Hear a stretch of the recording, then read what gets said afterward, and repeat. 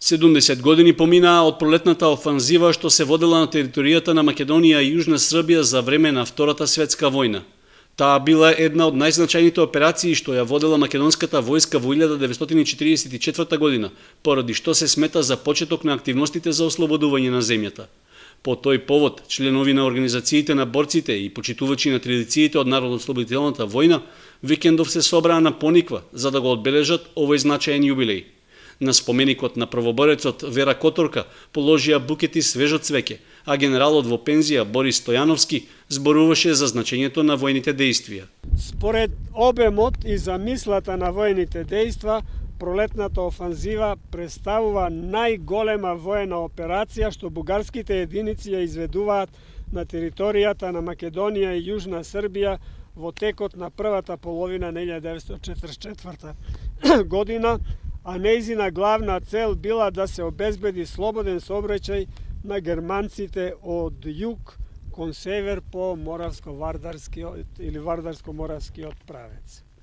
Исто така, бугарската команда преку ова офанзива се стремела да ја разбие значителната концентрација на силите на Народно-ослободителната војска и партизанските одреди на Македонија и на Србија, која се состоела од 5 бригади и 4 партизански одреди.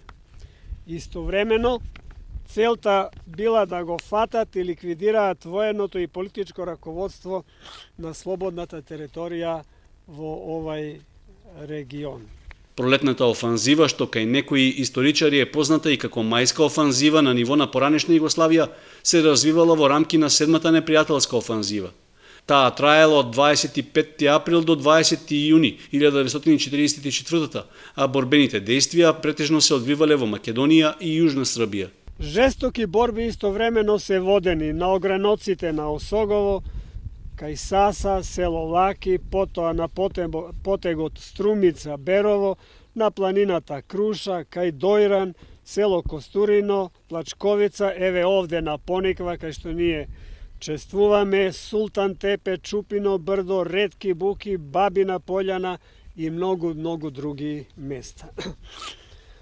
Бугарските сили не успеале да ги разбијат единиците на Народно-ослободителната војска на Македонија и Србија и наскоро пролетната офанзива на бугарската армија прераснува во противофанзива на партизанските единици.